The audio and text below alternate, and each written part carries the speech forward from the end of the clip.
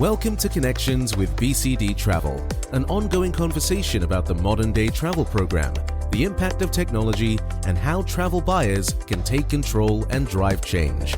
What are we waiting for? Let's start connecting. Welcome back to the pod, everyone. I'm your host, Miriam. I lead the partnerships and intelligence team here at BCD Travel. Thanks for tuning in, everyone. I'm Chad Lemon, and I work on the digital strategy and advancement team here at BCD. Before we dive into today's episode, we want to hear from you. So head over to bcdtravel.com/podcast and connect with us. Let us know if you have an opinion about an episode, an idea for a future episode, or you just want to say hi to both of us. Okay, we just published an insightful episode about hotel sourcing and tips and tricks on how to create a hotel program that really works for your travel program. So we thought it would be an excellent idea to step outside of our BCD universe, so to speak, and bring on one of our favorite hotel industry partners to dig even deeper into the hotel topic. That's right. So on today's episode, we're connecting with Mel Bell, Global Account Director with IHG. And she's going to talk to us about what's hot right now, how the travel experience is changing for business travelers, and what role technology is playing when it comes to hotels. So let's do it.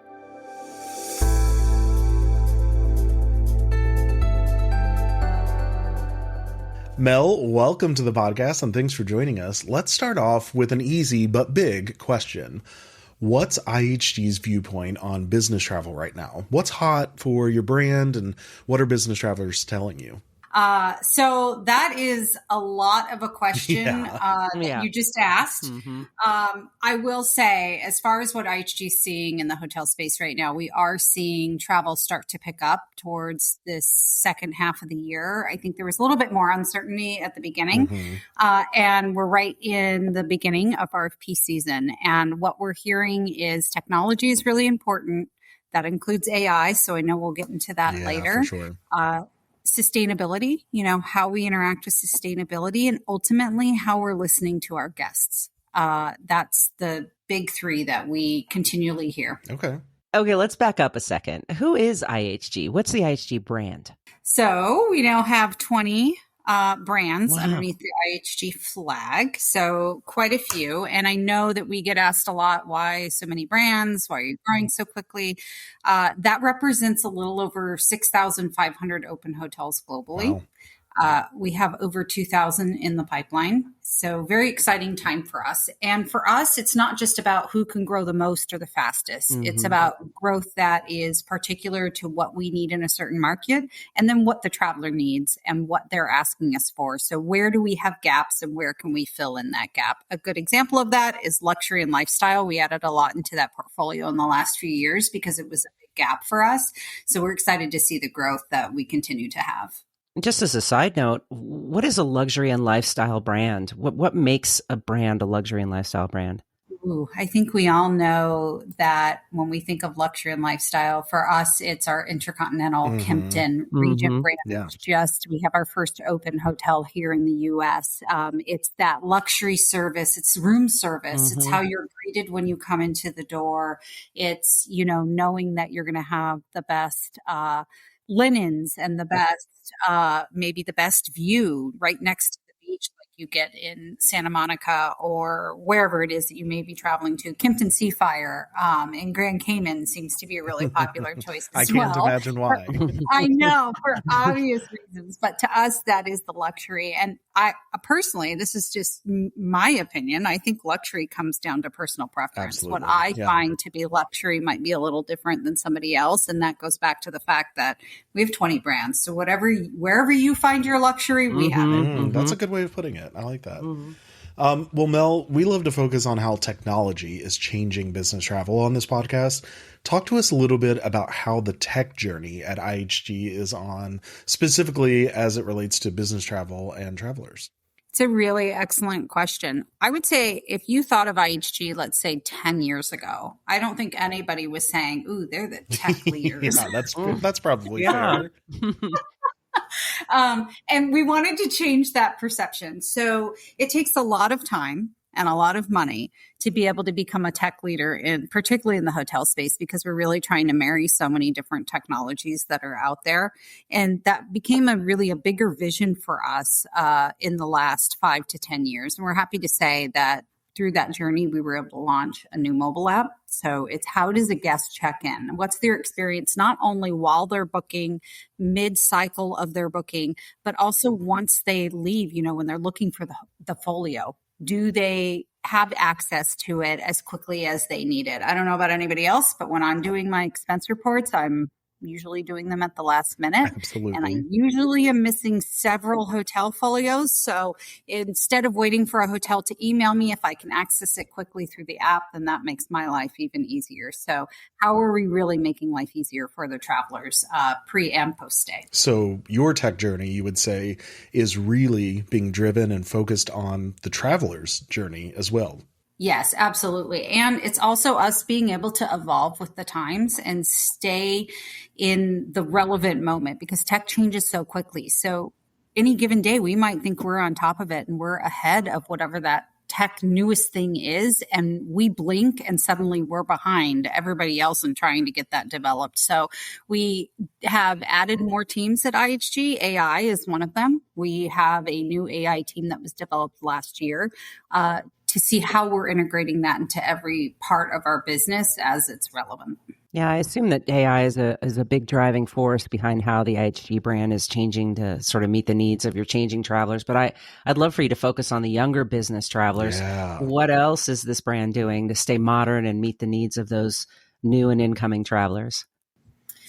So it starts just at that booking experience. How are we assisting them with the tools that they have available to them through their company? So whatever OBT they're using, how are we partnering in to provide relevant content? Without the content going in quickly and accurately, people, they're smart. They shop around. We want to make sure they're staying in the ecosystem that they're supposed to stay in and that they're getting the best rates possible. But also, how do we add value adds? And, funny little story on the value adds. It's been a hot topic for us for a few years now. And I was sitting in a meeting about value adds and we had to narrow it down to the top 10 value adds for a customer out of 100. And let me tell you, there were 8 people in the room. Nobody could agree on what the top 10 should be because a value add is just that. It's different for every single traveler. Absolutely. So it was a really good learning experience for us to say, we really need to understand that every traveler is a little bit different. When we see the younger generation coming into the marketplace and shopping for hotels, they shop a little bit differently. They may not want to talk to somebody.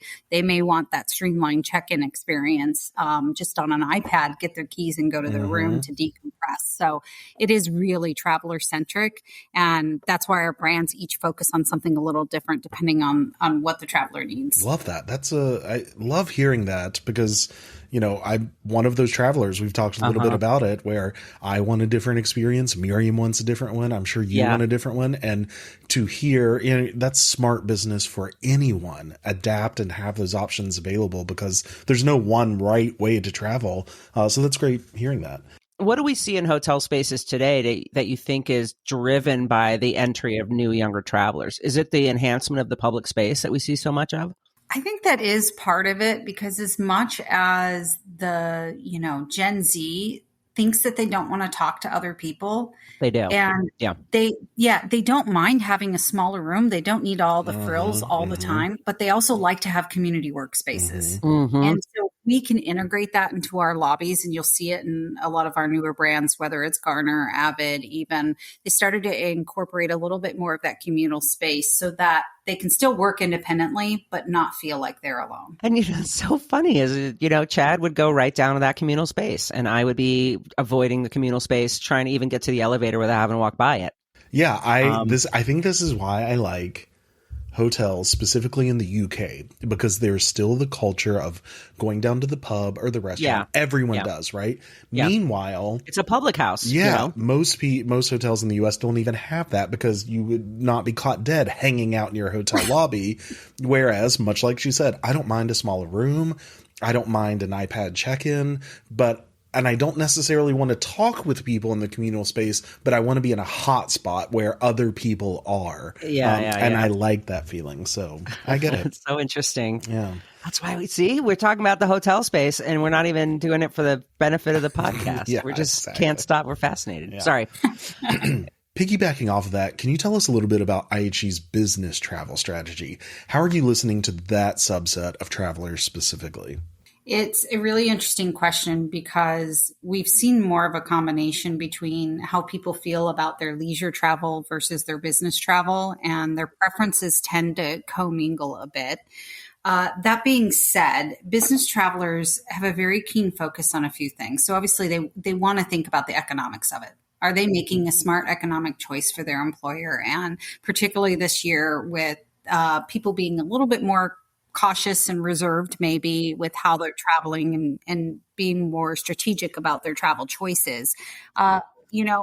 Cost, how much is a room costing, but also what is the total value of that room that they just booked? Does it include breakfast? Does it have free Wi-Fi, which I think most do nowadays? It would be odd if they didn't, but does it have free Wi-Fi? Does it have a gym? That's really important to some people. So that total value that they see for the business, I tell people all the time, business travelers, particularly those that travel a lot, I would say over 50% of the time. If you think about it, it's very personal to them because if they're miserable traveling 50% of the time, that means 50% of their life is miserable. And we don't want that. We want 50% of their life when they're traveling on the road to be fantastic.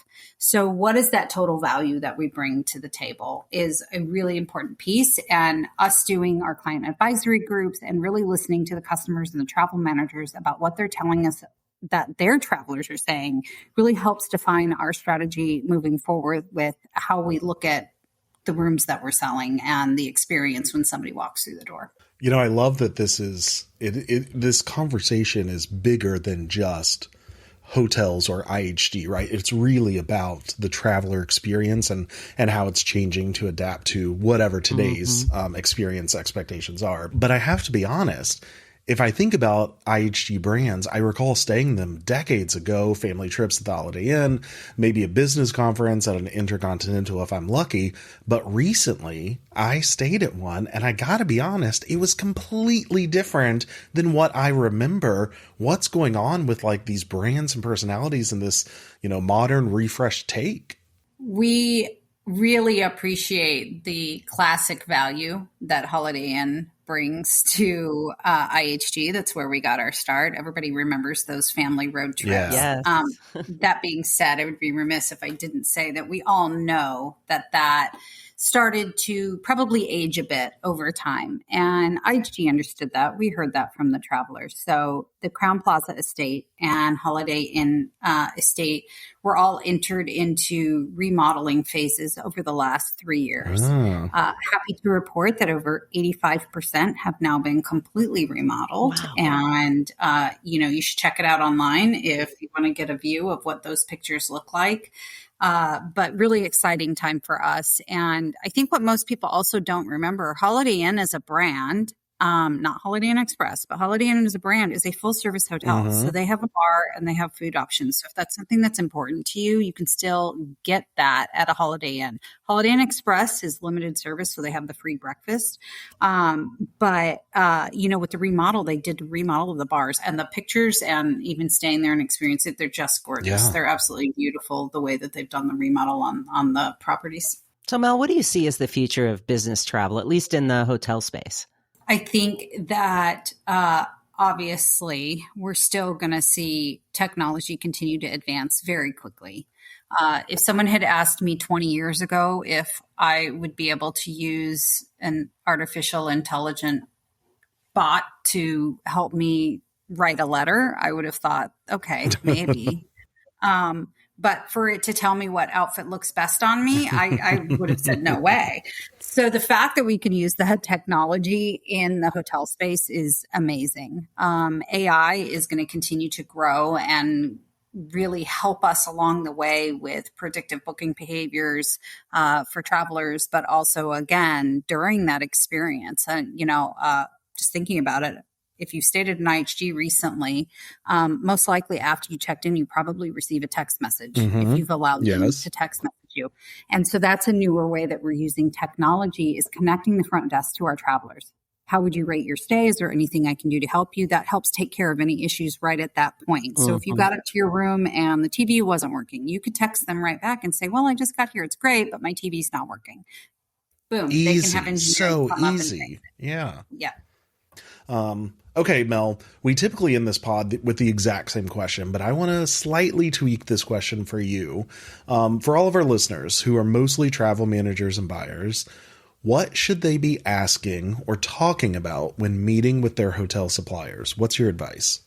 So I'm going to take also a little bit of a different approach to the answer to this. Okay. At IHG, we really encourage travel buyers and travelers to look at us as a long-term partner.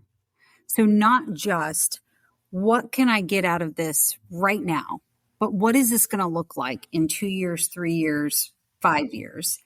And really setting the stage for that relationship to go beyond just being transactional, but really how is this going to impact the travelers and how is this going to impact my overall program?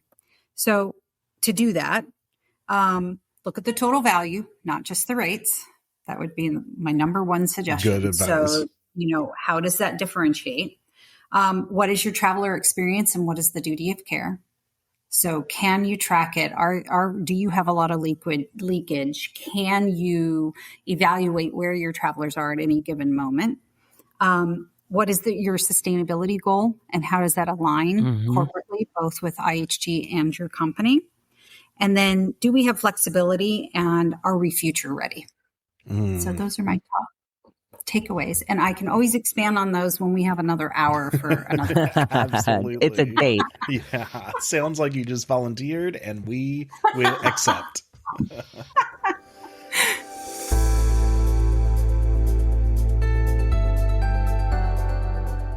So I got to be honest, I have been a bit of a Holiday Inn Express fangirl for a while. Okay, yeah, I get it. The cinnamon rolls. I think about it all the time. Yep. Well, and I just like to get in late on a late flight. I like checking in. I like maybe grabbing a little sneaky snack and heading up to the room. So you're a snacker. It's perfect for me. I'm a fangirl. Yeah, for sure. Thanks so much for tuning in, everyone. We hope you enjoyed this deeper dive into hotels, what the traveler experience is like, and how technology is really pushing it forward. Until next time. Thanks for connecting with us. BCD Travel helps companies travel smart and achieve more. We drive program adoption, cost savings, and talent retention through digital experiences that simplify business travel. Learn more about the topics you heard on this episode by visiting bcdtravel.com/podcast.